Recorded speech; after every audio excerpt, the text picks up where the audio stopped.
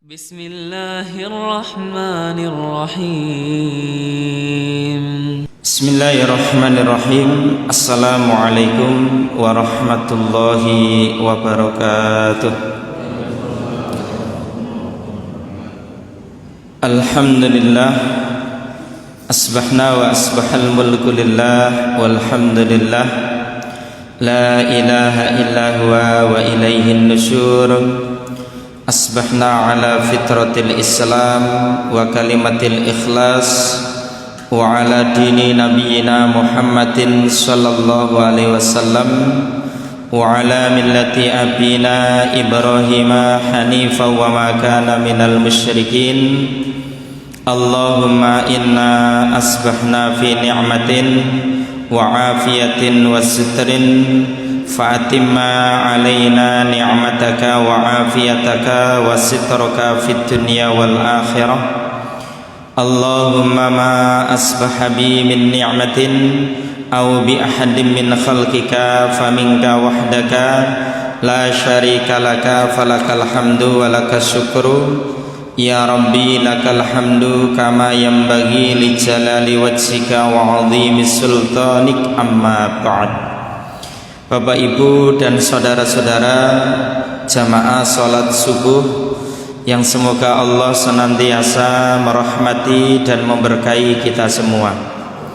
Sungguh kita bersyukur kepada Allah yang telah memberikan kepada kita kesehatan dan juga kemudahan sehingga bisa melaksanakan salat subuh di awal waktu dalam keadaan berjamaah di masjid.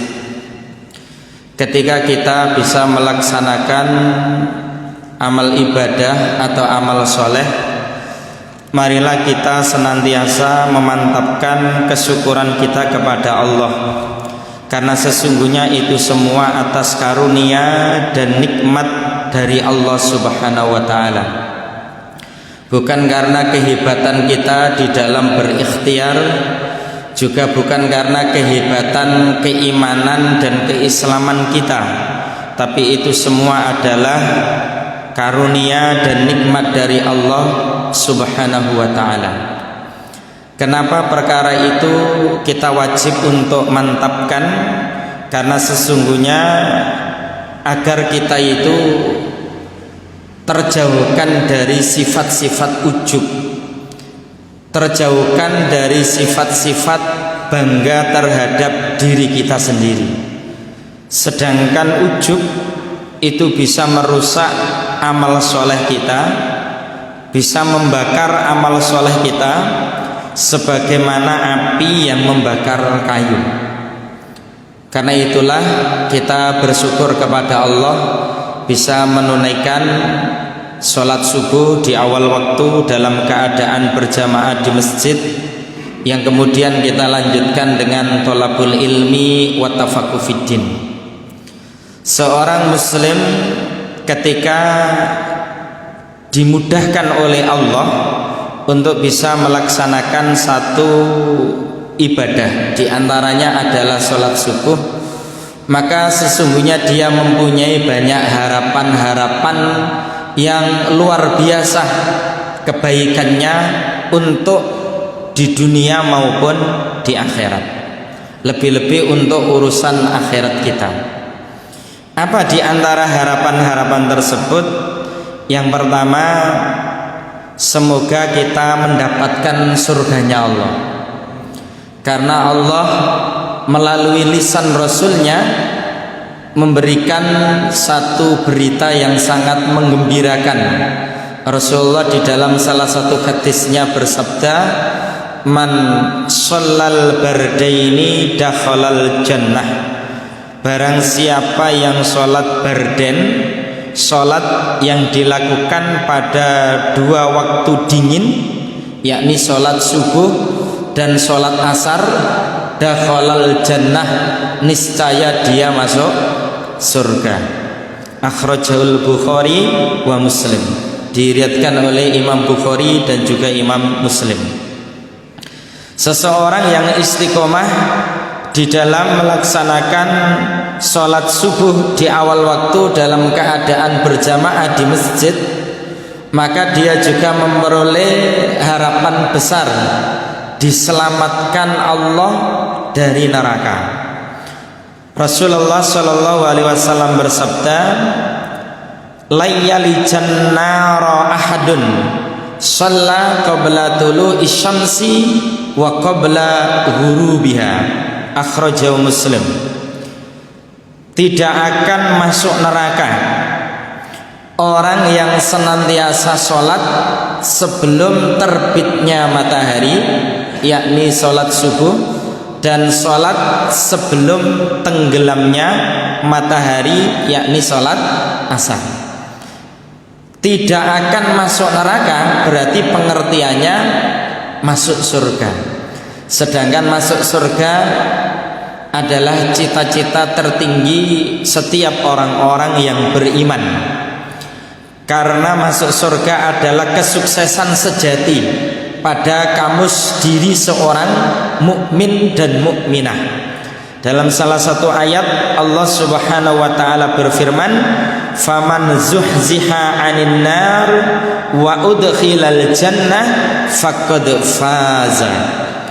Barang siapa yang diselamatkan Allah dari neraka dan dimasukkan ke dalam surga, faqad faza, maka sungguh dia orang yang sukses, maka sungguh dia orang yang beruntung.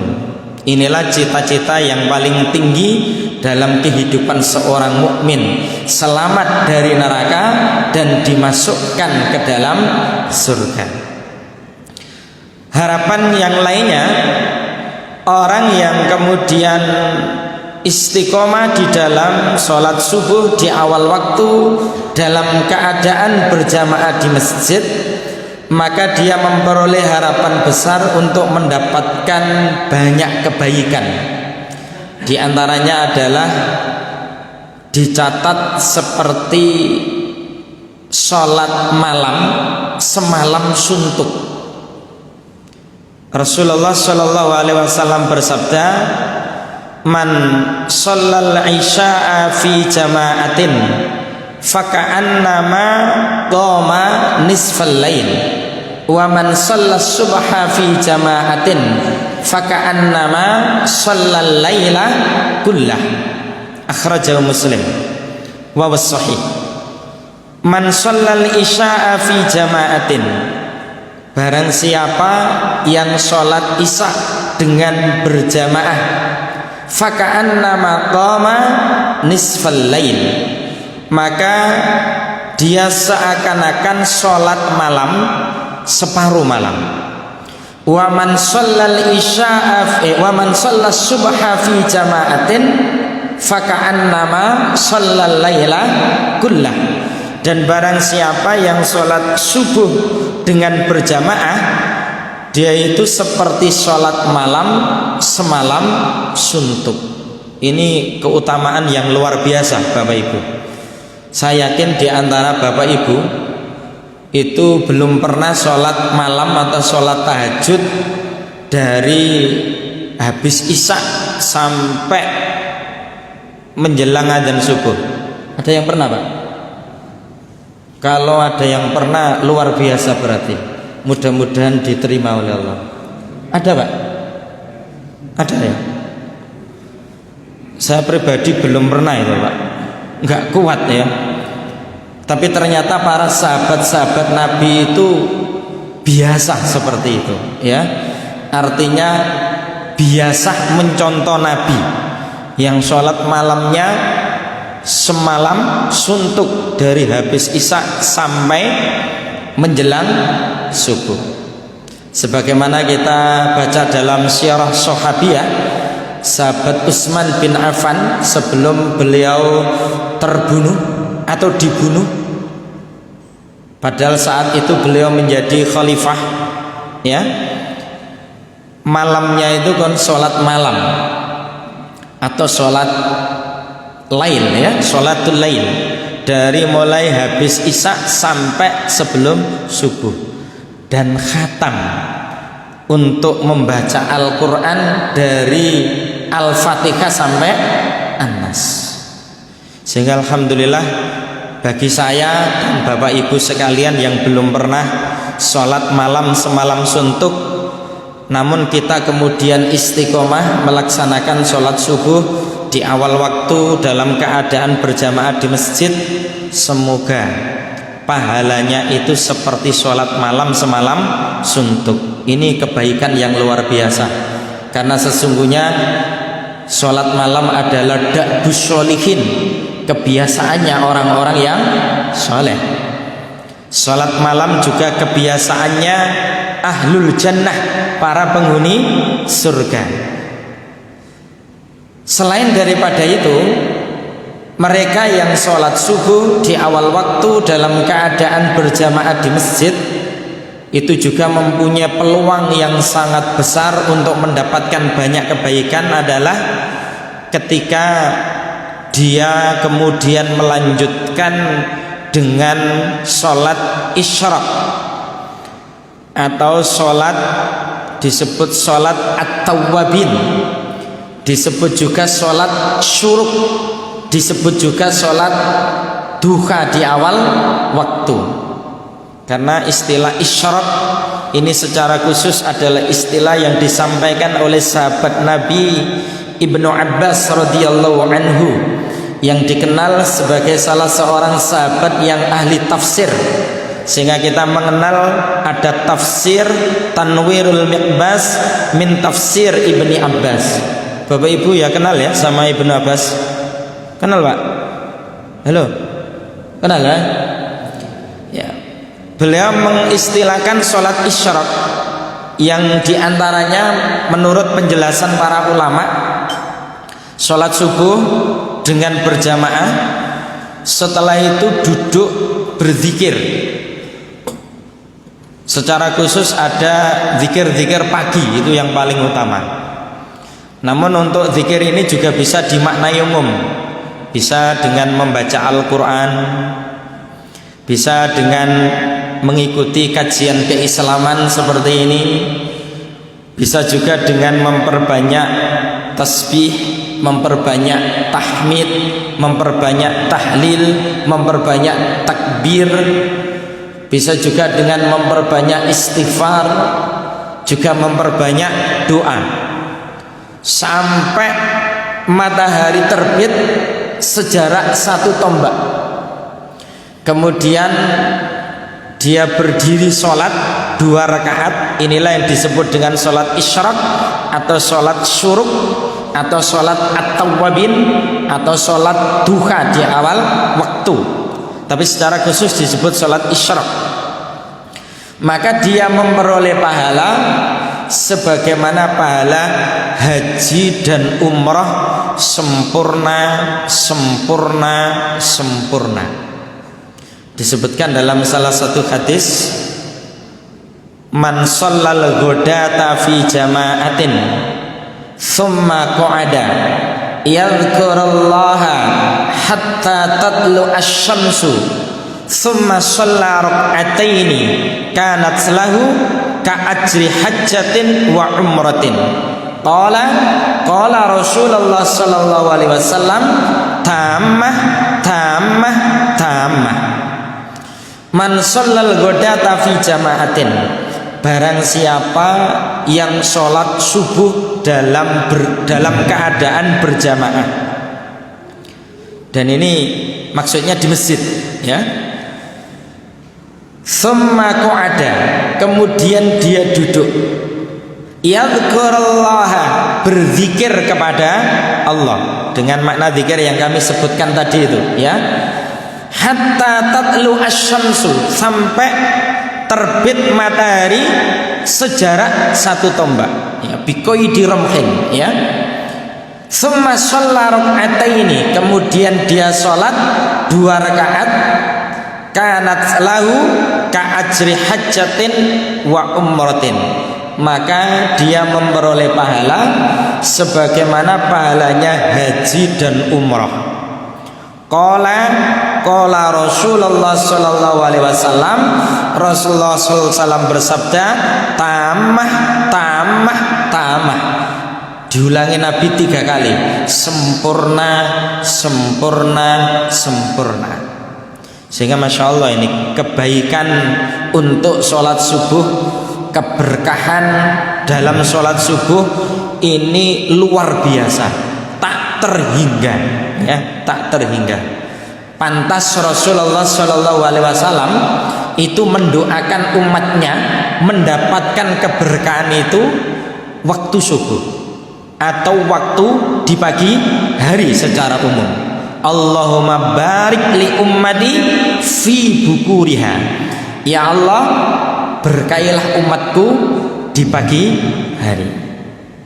Bapak Ibu yang dirahmati Allah, selain itu secara khusus berdasarkan hadis yang dibawakan oleh istri Nabi yakni Ummu Salamah radhiyallahu anha, yang hadis ini dikeluarkan oleh Imam Ibnu Majah, tercantum di dalam kitab Al-Wajiz yang ditulis oleh Syekh Badawi Al-Khalafi, ya.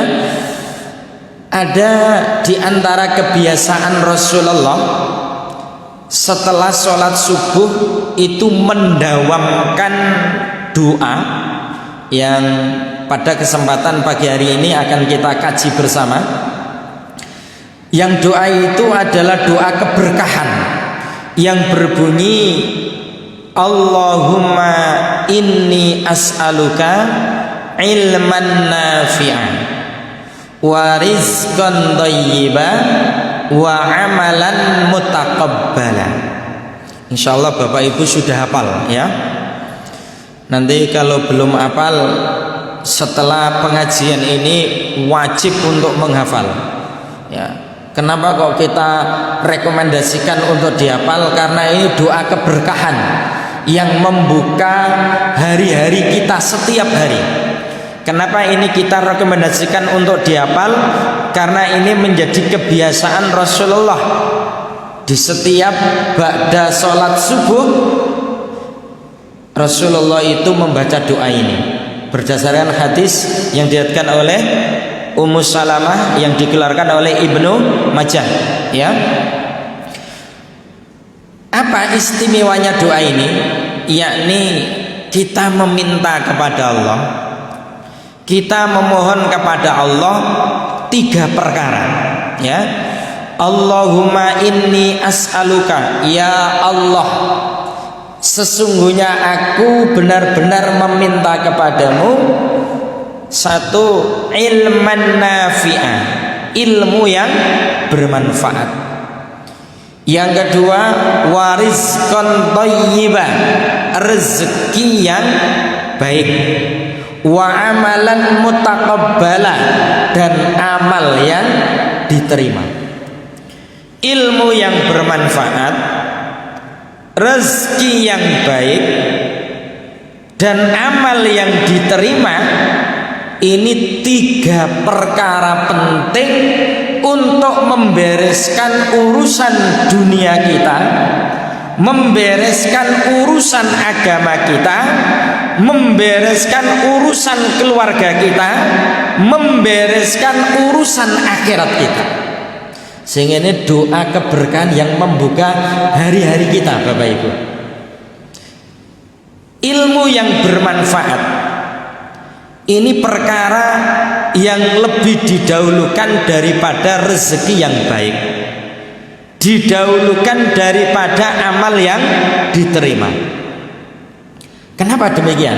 Di antara hikmahnya wallahu alam bisawab, karena dengan orang itu mempunyai ilmu yang bermanfaat, dia itu akhirnya tahu di antaranya mana rezeki yang baik, mana rezeki yang tidak baik, mana rezeki yang kemudian diridhoi oleh Allah, mana rezeki yang tidak diridhoi oleh Allah. Seorang koruptor kemudian korupsi, berhasil korupsi, dia dapat rezeki, Pak, tapi rezeki yang haram, ya. Mungkin apa betul? Ya. Seorang pezina kemudian dia dapat upah dari zinanya, dia juga dapat dunia itu, tetapi haram. Nah, kemudian orang itu bisa membedakan ini halal, ini haram, ini tauhid yang harus kita jaga, ini perkara syirik yang harus kita tinggalkan, ini perkara-perkara sunnah yang mesti kemudian kita berusaha untuk menjalankannya, ini perkara-perkara bid'ah yang mesti harus kita benci kemudian kita meninggalkannya. Bisa membedakan itu kalau dia itu mempunyai ilman nafi'ah, ilmu yang bermanfaat. Sehingga ilmu yang bermanfaat ini selalu kita minta kepada Allah Subhanahu wa taala. Termasuk di saat kita mengikuti kajian-kajian keislaman. Di samping kita niatkan tulus, ikhlas karena Allah, seraya kita bersamai dengan doa kepada Allah, semoga Allah Subhanahu wa ta'ala berkenan untuk memberikan kepada kita ilmu yang bermanfaat. Karena ilmu itu diberi ya. Ada kalanya orang yang ngaji terus itu kemudian dia itu nggak ada progres apa-apa di dalam dirinya, naudzubillah ya, nggak ada kemajuan apa-apa pada dirinya, ilmunya yang nggak tambah, amalnya yang nggak tambah, ibadahnya yang nggak tambah, kedekatan dirinya kepada Allah juga nggak tambah, pancet naudzubillah ya. Sehingga kita mohon kepada Allah untuk kemudian mendapatkan ilmu yang bermanfaat, atau kita diberi oleh Allah ilmu yang bermanfaat. Imam Al-Ghazali yang dikenal sebagai Hujjatul Islam wal Muslimin secara umum membagi ilmu itu ada dua, ya. Satu, ulumul mahmudah, ilmu-ilmu yang terpuji. Yang kedua, ulumul madhmumah, ilmu-ilmu yang tercela. Untuk ulumul mahmudah beliau membagi dua lagi. Satu, ada yang hukum mempelajarinya itu fardu ain. Yang kedua, ada yang hukum mempelajarinya itu fardu kifayah. Untuk ulumul mahmudah, ilmu-ilmu yang terpuji, yang hukum mempelajarinya itu fardu ain, itu adalah ilmu-ilmu yang bertalian tentang masalah akidah, tentang tauhid, tentang iman. Tiap kita, saya, bapak, ibu sekalian, itu mempunyai kewajiban yang tidak bisa diwakilkan kepada orang lain, karena sifatnya itu individu, fardu ain ya. Ilmu-ilmu tentang iman, tentang tauhid ya, ini hukum mempelajarinya sifatnya fardu ain. Tiap kita wajib untuk mempelajarinya. Termasuk ilmu ini yang juga kita harus wariskan kepada anak-anak kita, supaya anak-anak kita itu betul-betul ma'rifatullah, mengenal Allah dengan segala kewajiban-kewajiban hamba kepada Allah Subhanahu wa ta'ala. Sehingga ma'rifatul Rasul, mengenal Rasul dengan segala kewajiban hamba atau umat Muhammad kepada Rasulullah Shallallahu Alaihi Wasallam. Sehingga ma'rifatul Islam, mengenal Islam dengan segala syariatnya. Ini ilmu tentang akidah, ilmu tentang ibadah, prinsip-prinsip muamalah di dalam Islam, ilmu tentang akhlak. Ini termasuk hukum mempelajarinya itu fardu ain. Hukum mempelajarinya fardu ain, meskipun yang sifatnya ijmalian, yang sifatnya global. Adapun nanti yang sifatnya rinci sekali, detil ke akar-akarnya, itu memang kewajiban para ulama yang diberi kelebihan Allah lebih untuk kemudian mendalami ilmu-ilmu tersebut. Tapi prinsip-prinsip pokok, prinsip-prinsip global, kita wajib untuk mengetahuinya, ya. Coba ketika orang itu kurang paham tentang prinsip iman atau prinsip akidah, dia akan terjerumus kepada fitnah syubhat, fitnah kebodohan, fitnah kesamaran, fitnah ketidakjelasan. Salah satu contoh misalnya, kalau bulan Desember menjelang tanggal 25 sampai nanti kemudian tahun baru, itu kan seringkali kita dihadapkan kepada permasalahan toleransi. Nggih Pak nggih. Niki ten kota kula mriko Lamongan biasa ngoten. Duka nek ten Tuban kula mboten semrat. Nek ten Tuban misale mboten wonten permasalahan ngoten nggih alhamdulillah. Ini yang saya ceritakan di Lamongan. Ya. Kemudian sebagian kaum muslimin itu merasa tidak enak kalau tidak mengucapkan selamat hari raya Natal kepada Nasrani. Koyok-koyoke sing gak ngucapno selamat itu dianggap wong Islam sing gak toleran, wong Islam sing gak ramah, wong Islam sing apa istilahnya, dianggap wong Islam sing radikal atau Islam garis keras atau Islam fundamentalis. Lah ini kan keliru, ya. Keliru total. Karena untuk mengucapkan karena tidak mengucapkan selamat Natal itu tidak ada kaitannya dengan radikalisme, tidak ada kaitannya dengan apa itu yang namanya terorisme apalagi, tapi ini bertalian tentang prinsip iman. Padahal para ulama sudah banyak memberikan penjelasan kepada kita, tapi nek gak ngaji gak ngerti Pak. Nggih napa mboten? Nek gak ngaji gak ngerti, yang kamu belajar gak ngerti. Para ulama sudah memberikan penjelasan yang sangat gamblang tentang hukum mengucapkan selamat Natal kepada kaum Nasrani. Hukumnya apa? Haram, jelas haram. Dan dilarang umat Islam itu mengucapkan selamat hari raya Natal kepada orang Nasrani atau selamat hari raya kepada non muslim, nggak boleh, haram.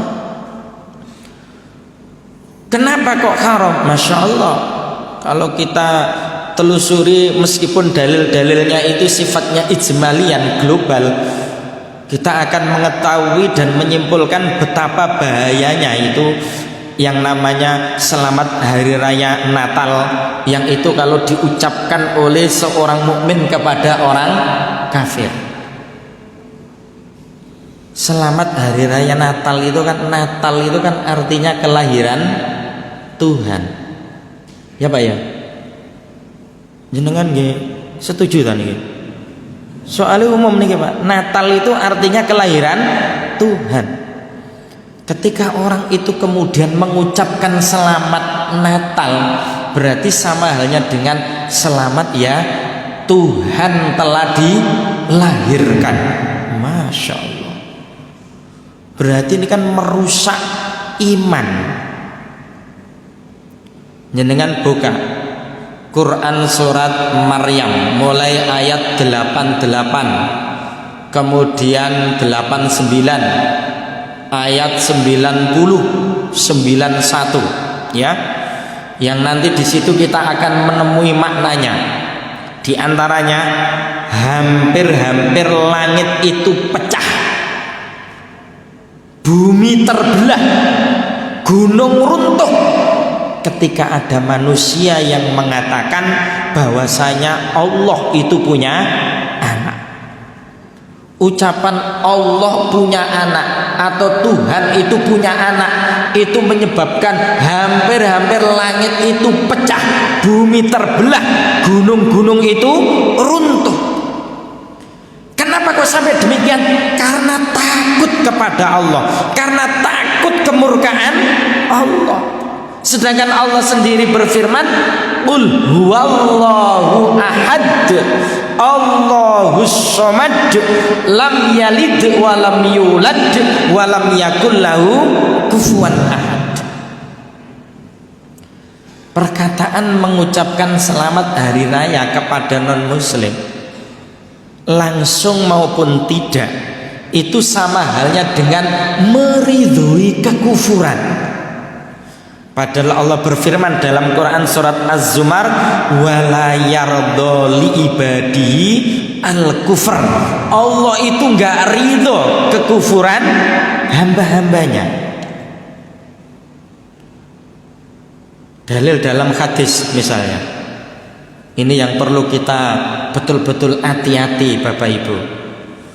Ada hadis riwayat Muslim yang maknanya begini, innal abda la yatakallamu bil kalimah min ridwanillah la yulqi laha balan yarfa'ullahu biha darajah wa innal abda la yatakallamu bil kalimah min sukhtillah la yulqi laha balan yahwi biha fi jahannam. Al hadis au kama qala, innal abda, sesungguhnya benar-benar ada seorang hamba, la yatakallamu bil kalimah, yang ia itu berucap dengan satu kata saja, berucap dengan satu kata saja, min ridwanillah, yang ucapan itu diridhoi Allah,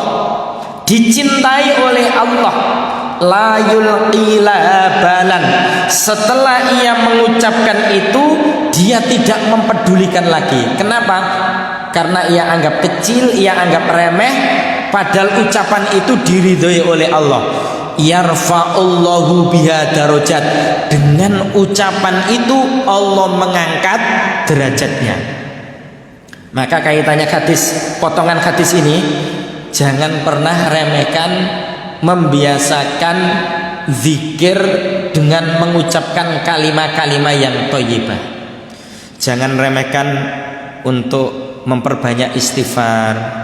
Istighfar itu tidak hanya duduk di masjid loh Pak. Kita saat tidak ada kegiatan apa-apa, astagfirullah, astagfirullah, bagus itu. Karena kelak sungguh beruntung seorang hamba yang mendapatkan catatan lembaran amalnya yang itu adalah banyak istighfarnya. Jangan pernah remehkan ucapan subhanallah wa bihamdihi subhanallahil azim. Karena ada hadis yang dikeluarkan oleh Imam Bukhari, kalimatani habibatani ila rahman khafifatani ala lisan sakilatani fil mizan subhanallah wa bihamdihi subhanallahil azim. Kalimatani, ada dua kalimat, habibatani ila rahman, yang dicintai oleh Allah yang maha rahman, khafifatani ala lisan, yang di lisan ini ringan untuk diucapkan, sakilatani fil mizan, tetapi betul-betul memperberat timbangan amal kebaikan di timbangan mizan atau timbangan amal, yakni subhanallah wa bihamdihi subhanallahil azim. Jangan remehkan ucapan subhanallah walhamdulillah wala ilaha illallah wallahu akbar, dan juga ucapan-ucapan yang lainnya. Untuk yang subhanallah walhamdulillah wala ilaha illallah wallahu akbar, berdasarkan hadis riwayat Muslim itu kita dianjurkan untuk mengucapkannya di pagi hari 100 kali, di sore hari 100 kali. Pokoknya pendek kata, jangan remehkan zikir-zikir yang disyariatkan oleh Allah dan Rasulnya. Karena kita tidak tahu pada saat kita berzikir yang manakah yang kemudian itu bisa mengangkat derajat kita. Yarfa'ullahu biha darajat. Kemudian potongan hadis yang selanjutnya yang bertalian dengan tema tadi, wa innal abda la yatakallamu bil kalimah min suhtillah. Sungguh benar-benar ada seorang hamba yang berucap dengan satu kata min suhtillah, namun ucapan ini dibenci oleh Allah, dimurkai oleh Allah, tidak diridhoi oleh Allah. La yulqi laha balan. Setelah hamba itu mengucapkan itu, ia tidak mempedulikan lagi, karena ia anggap kecil, ia anggap remeh, ia anggap biasa, ya, karena hanya sekedar ucapan. Namun apa? Yahwi biha fi jahannam. Dengan ucapan itu ia dilempar ke neraka jahanam. Naudzubillah min dzalik. Satu kata saja, Pak. Yang satu kata itu apa? Dibenci oleh Allah, dimurkai oleh Allah, atau tidak diridhoi oleh Allah, tapi ternyata bisa menyebabkan seorang hamba itu akhirnya dicampakkan atau dilempar ke neraka jahanam. Kan kadang orang itu mengatakan seperti itu, cuma ucapan tok kok. Kan begitu biasanya, ya. Kan cuma sekedar ucapan tok. Mungkin dia lupa bahwasanya ketika dia itu menjadi suami istri itu juga hanya sekedar ucapan qabil tu nikahaha wa tazwijaha bil mahril madhkur. Ucapan apa mboten niku? Ucapan angkah tuka wa zawwajtuka bi fulanah binti fulanah fulan, ya. Itu ucapan enggak itu? Ucapan. Tapi dengan ucapan akad nikah itu, laki-laki dan perempuan yang awalnya haram itu menjadi halal. Bahkan tidak sekedar halal, Pak, tapi juga bernilai sedekah di setiap dia jima atau kelonan. Wa fi bud'i ahadikum sedekah. Di setiap perjimaan suami istri itu sedekah. Sahih loh, Pak, hadisnya. Ibaratnya jenengan yang pengen sedekah lah pas mboten kagungan yatra, jenengan kelon bojo ya, Pak, sedekah itu, Pak. Selama bojo jenengan itu punya nafas sakit jenengan keloni dan sedekah gitu, ya. Merubah dari haram menjadi halal itu juga karena ucapan. Orang kafir, nun sewu kula lebih seneng menyebut tiang non muslim itu dengan sebutan kafir. Soalnya ini istilah yang dipilih oleh Allah dan Rasulnya, ya. Ini istilah non muslim itu tambah kasar aslinya, Pak. Santun kafir daripada non muslim. Ini non muslim niku, non niku kan artinya apa? Tidak, ya. Muslim niku tiang selamat, berarti tiang sing boten selamat, tiang sing ciloko loh, tambah kasar, Pak, non muslim itu. Nek kafir itu kan akalnya masih tertutup petunjuk, atau hatinya masih belum menerima petunjuk. Santun apa yang dipilih oleh Allah dan Rasulnya. Nggih napa mboten? Jenengan kok kaya kurang setuju, Pak? Hah? Ya, oh setuju, alhamdulillah nih ngoten, ya. Orang kafir kemudian menjadi muslim itu kan juga karena ucapan apa? Ucapan syahadat. Asyhadu alla ilaha illallah wa asyhadu anna muhammadar rasulullah. Yang awalnya kafir menjadi mukmin juga karena ucapan. Maka jangan remehkan ucapan.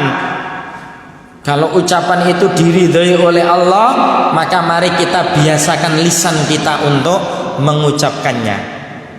Karena ketika kita nanti menjelang mati atau saat sakaratul maut, kita itu teringat apa yang menjadi kebiasaan kita.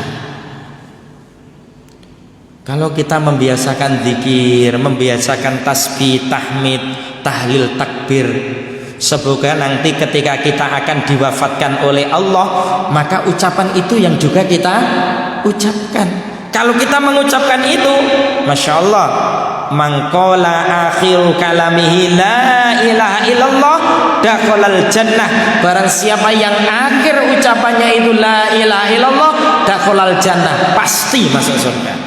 Dan itu tanda, salah satu tanda husnul khotimah ya. Nanti yang paling teringat itu menjadi kebiasaannya.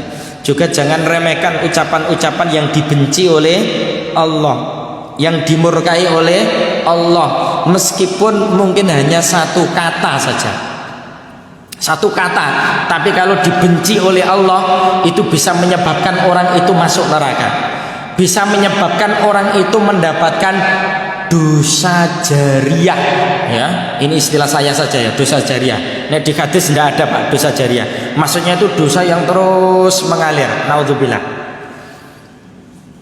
Mau contoh jenengan? Contohnya begini Pak ya, ucapan satu kata tok tapi kemudian dosanya terus berkesinambungan. Misalnya ada orang yang tanya jenengan ya, tanya jenengan, Pak, nduk endi nggone kopi pangkon? Jenengan sumerap kopi pangkon. Soalnya nek ten daerah Lamongan mereka wonten kopi pangkon. Sumerap napa mboten kopi pangkon jenengan? Kopi pangkon niku jirine lho Pak, kula nggih dereng sumerap nggih. Ya. Kopine iku padha semene, Pak. Nek semene niki kan regane 4.000 ya. Tapi nek kopi pangkon iku iso regane 15.000, 20.000 bahkan 50.000. Soale sing nyuguhno iku jirine lho Pak ya. Iku wong wedok sing iso dipangku. Ya, iku disebut kopi pangkon ya. Engko nek sampai ada tindak lanjutnya yang lebih naudzubillah ya, zina diantaranya itu iso regane 50.000 barang, bahkan iso 100.000 barang, itu kopi pangkon. Mbun nduk Tuban ketoke gak ono, ketoke nduk Tuban. Misalnya ada orang yang bertanya, Pak, nduk endi nggone kopi pangkon? Jenengan sumerap, terus jenengan ngomong tuh ngono ya, tuh kan cuma satu kata Pak, tuh ngono nggih. Akhirnya orang itu ke situ ya, maka kalau dia melakukan apa yang kita sebut tadi, yang makna kopi pangkon tadi itu, jenengan itu dapat dosa, jenengan dapat dosa meskipun jenengan boten mriku, jenengan nggih boten ngopi ten mriku, tapi jenengan dapat dosa. Bahkan ketika yang ke situ tadi kemudian ngajak temannya, ya ngajak temannya satunya, akhirnya banyak.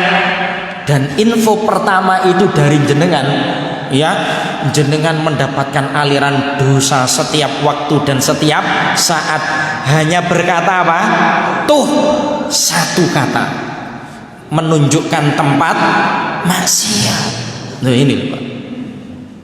Sehingga perkara yang sangat didetailkan di dalam ajaran kita ini ternyata adalah perkara akidah, ya, perkara iman, didetailkan, ya. Sehingga kita belajar akidah itu aslinya tidak ada habisnya Pak. Kita belajar akidah, belajar tentang tauhid itu sampai mati, ya. Soalnya kita seringkali kan kecelek, ya. Kecelek dalam arti misalnya kita kemudian khilaf, melakukan perbuatan yang salah tapi terkadang tidak kita sadari. Kadang kita naudzubillah refleks mengatakan begini, wah mergane raimu ana udan lho, jadi mergane raimu ana udan ya. Ini bahaya, itu termasuk kekufuran. Bahkan ucapan-ucapan syirik, mergane wajahmu ono udan, padahal udan itu adalah wewenang Allah Subhanahu wa ta'ala.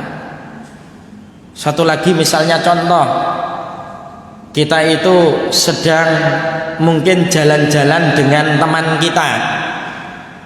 Tiba-tiba mungkin ada mobil atau sepeda yang kemudian nyelonong mau nubruk kita.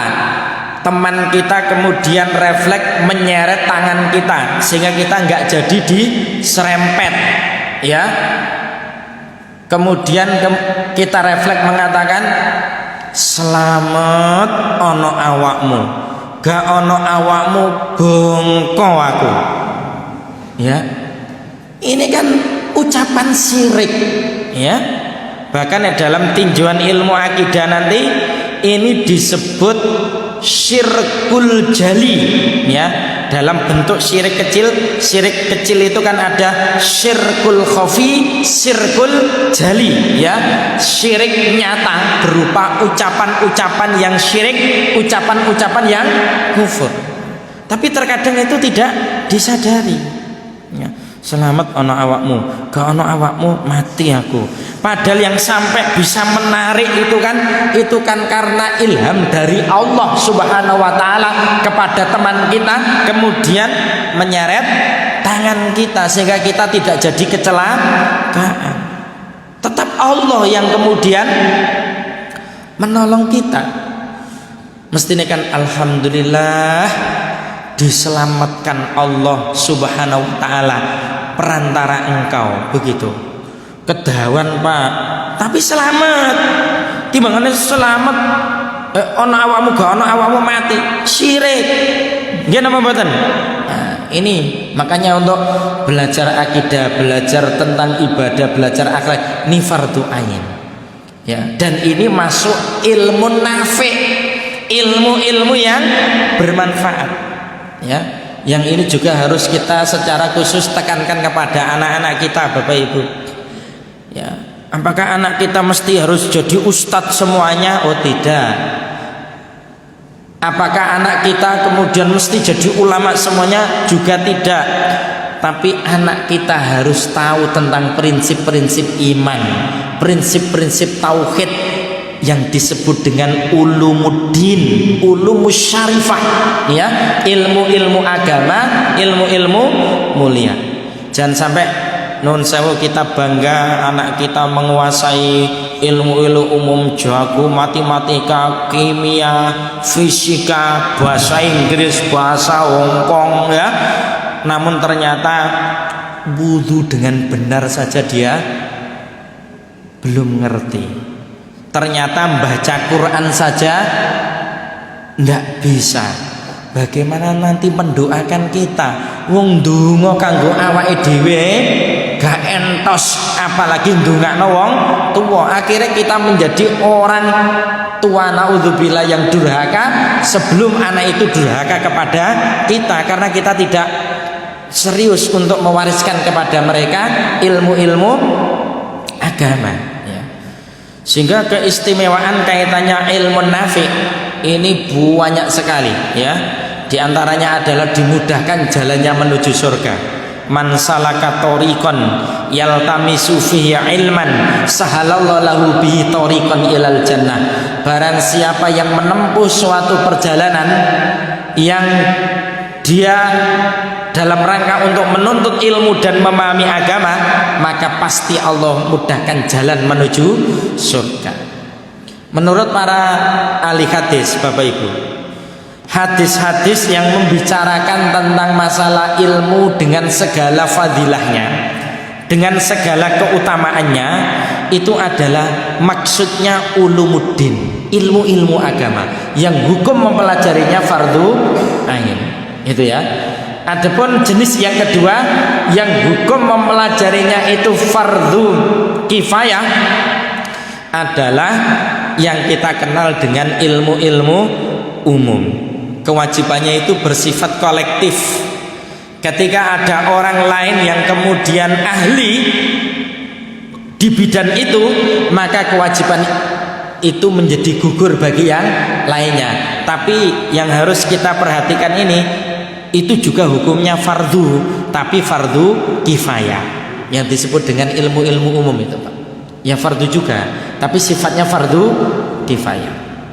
Maka mestinya juga harus ada di antara muslimah itu yang kemudian menguasai ilmu kedokteran dalam spesialisasi ilmu kandungan. Memang harus ada, Pak, ya, biar nanti yang memeriksa seorang muslimah kandungannya itu bukan dokter laki-laki tapi dokter perempuan gitu.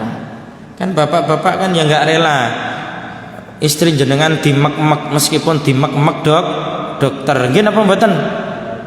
Lho jenengan kok menengae koyo setuju sampean? Ya.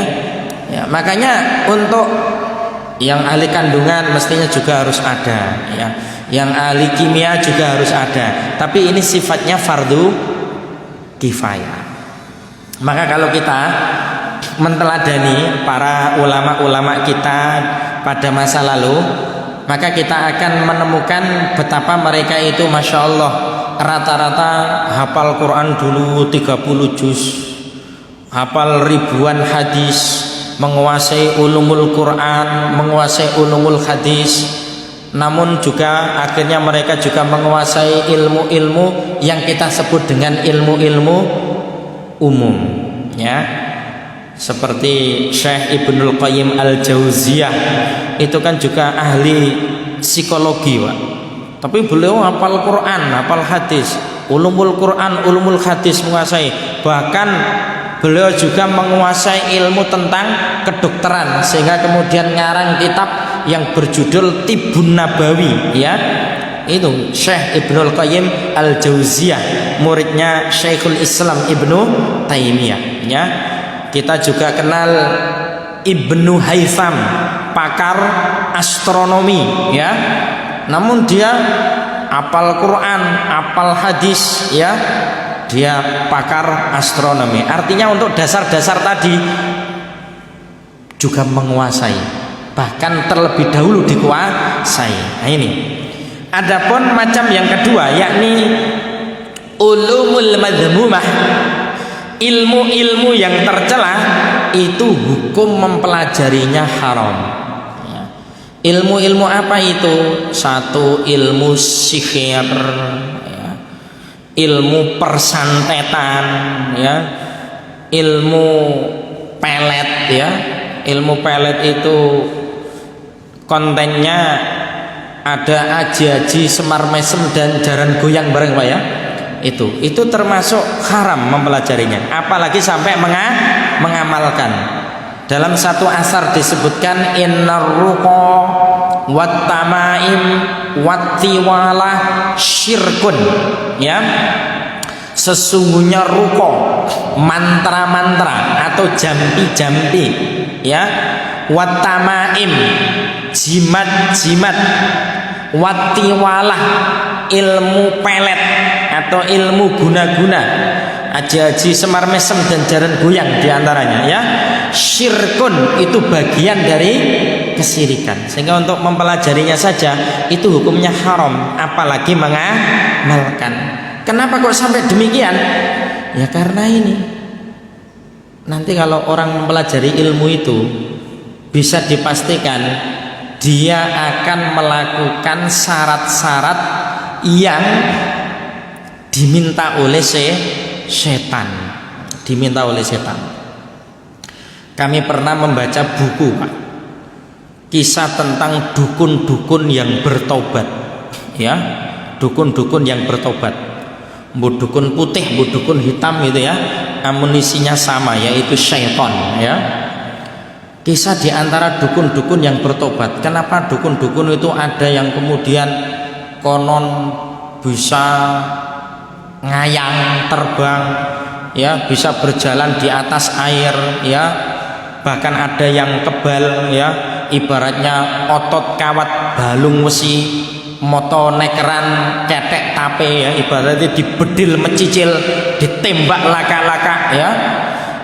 Itu ternyata mereka kemudian taruhlah hal-hal yang sulit untuk dinalar oleh akal itu, sebelum itu melakukan syarat-syaratnya setan yang luar biasa. Naudzubillah min dzalik. Apa diantaranya? Ini kisah dukun yang bertobat. ya, sehingga kita haram mempelajari ilmu-ilmu sihir, ilmu-ilmu santet ya. Bahkan Imam Az-Zahabi di dalam kitab Al-Kabair itu beliau menempatkan tentang kumpulan dosa-dosa besar itu syirik, kemudian membunuh jiwa tanpa alasan yang benar, kemudian yang ketiga itu as-sihru, sihir, menempatkan di urutan yang ketiga. Ya, kisahnya dukun yang bertobat ini itu syaratnya macam-macam. Ada yang kemudian puasa pati geni, ndak makan, ndak minum, ndak ngomong atau bisu, kemudian ndak tidur selama 40 hari 40 malam. Itu puasa pati geni. Ada yang berhasil, Pak. Itu dukun yang topo di pantai laut selatan sana. Akhirnya dia dikenal dukun yang sakti. Dia puasa pati geni 40 hari 40 malam. Ketika ditanya oleh wartawan, kok kuat Pak sampean? Ya aslinya ya gak kuat, tapi tak empet ya. Ya, tak empet. Akhirnya dia diikuti katanya 40 jin ya. Tapi akhirnya ya mati ya, Pak. Bongko akhirnya. Ya, karena tidak ada kesaktian di dalam Islam. Sakti-saktine wong mesti mati ya. Ada yang dengan cara naudzubillah, pasien itu ketika datang kepadanya itu kemudian disuruh membawa mushaf Al-Quran. Setelah itu mushaf Al-Quran itu ditaruh di tempat khusus. Setelah itu dikencingi oleh dukun tersebut mushaf Al-Quran. Ada yang dengan cara mushaf Al-Quran itu digunakan bancik ketika mohon maaf buang air besar. Itu syarat-syaratnya dari setan ya. Ada yang menulis Al-Quran dengan darah head ya, darah head darah head sapa dikumpulno terus dinulis untuk ayat Al-Quran. Kadang nulisnya juga sengaja dibalik macam-macam itu syaratnya. Ada yang syaratnya menzinai sekian perawan, macam-macam. Makanya dalam hal masalah ilmu tentang sihir itu hukum mempelajarinya adalah haram ya. Sehingga yang kita minta adalah ilmu yang bermanfaat, ilman nafi'. Ilmu yang bermanfaat itulah yang kemudian nantinya akan terus memberikan kemanfaatan baik saat kita itu hidup maupun setelah kita mati. Karena dalam sebuah hadis juga disebut idza matal insanu inqata'a amaluhu illa min salasin shadaqatin jariyatin au ilmin yuntafa'u bi au waladin sholihin yad'ulah. Jika manusia itu mati maka terputuslah seluruh amalnya kecuali 3. 1. Sedekah jariyah, 2. Ilmu yang bermanfaat, 3. Anak yang soleh. Ini yang akan memberikan kemanfaatan tidak hanya saat hidup tetapi juga ketika kita mati terus akan mendapatkan aliran pahala. Yang kedua, ini nanti saya sampai jam berapa Pak? Iki jek loro ya, tak singkat ya Pak ya. Masih dua poin. Yang kedua adalah rezeki yang baik. Karena rezeki yang baik itu masya Allah, rezeki yang berkah, yang baik itu bisa memantapkan dan menguatkan keyakinan kita. Rezeki yang baik dalam makna halalan thayyibah itu juga yang bisa menjadi penyebab doa-doa yang kita panjatkan kepada Allah Subhanahu wa taala diterima oleh Allah Subhanahu wa taala. Rezeki yang baik itu juga mempunyai efek memberikan energi positif kepada kita untuk kemudian bersemangat di dalam ketaatan kepada Allah dan Rasulnya. Itu efek dari rizqan thayyibah. Bahkan dengan rizqan thayyibah juga itu ternyata menjadi salah satu kunci mendapatkan kesuksesan hidup baik di dunia maupun di akhirat. Ringkas Pak, jenengan kenal ya kali Imam Asy-Syafi'i ya, yang beliau itu dikenal umur kurang dari 10 tahun hafal Quran 30 juz. Kemudian umur 12 tahun dia sudah menjadi mufti juru fatwa yang hafal Quran, hafal ribuan hadis, menguasai ulumul Quran, menguasai ulumul hadis. Masya Allah. Ternyata ini diantara rahasianya Bapak Ibu, karena bapaknya Imam Asy-Syafi'i juga ibunya Imam Asy-Syafi'i itu sangat warok. Warok itu sangat berhati-hati betul terhadap diantaranya makanan dan minuman yang ia makan. Dulu sebelum ada Imam Asy-Syafi'i, ada seorang laki-laki yang soleh yang berjalan dari Yaman, ya, konon mau ke Mekah dalam kondisi lapar. Ketika dia berjalan di dekat sungai karena dalam kondisi lapar, dia itu melihat apel yang timbul tenggelam di sungai itu, ya, karena lapar akhirnya kemudian dimakan. Setelah dimakan, dia kemudian berucap innalillahi wa inna ilaihi rajiun. Iki apele sapa sing tak pangan? Ya. Akhirnya apa? Saya itu harus mencari pemilik buah apel ini. Akhirnya ia telusuri kembali, ya, aliran sungai itu. Ya, cukup lama dia berjalan, akhirnya menjumpai di depan rumah itu ada pohon apel. Wah, kemudian orang ini mengatakan ini yang punya ini jelas ini. Akhirnya kemudian ia ketuk pintu rumah tersebut. Kemudian dibuka. Assalamualaikum warahmatullahi wabarakatuh. Oh ya, ada apa nak? Mohon maaf Bapak, saya kesini. Saya tadi di ujung sana itu mendapatkan buah apel. Karena saya lapar, akhirnya buah apel ini saya makan. Saya kemudian menyesal karena saya belum mendapatkan kehalalan dari buah apel yang saya makan, ya. Terus kamu kesini mau apa? Ya saya kesini, saya minta buah apel yang sudah terlanjur saya makan itu jenengan halalkan. Batenya orang itu, cek api arek iki. Ngono Pak ya. Cek api kok ci ono zaman koyok ngene kok model koyok ngene ya. Akhirnya bapak ini bilang, nek sampean pengen saya halalkan buah apel yang sampean makan, sampean harus memenuhi syaratnya. Apa syaratnya Pak? Sampean harus mau menikah dengan anak saya itu. Dan mohon maaf, anak saya itu 1 buta, 2 tuli, 3 bisu, 4 lumpuh. Buta, tuli, bisu, lumpuh.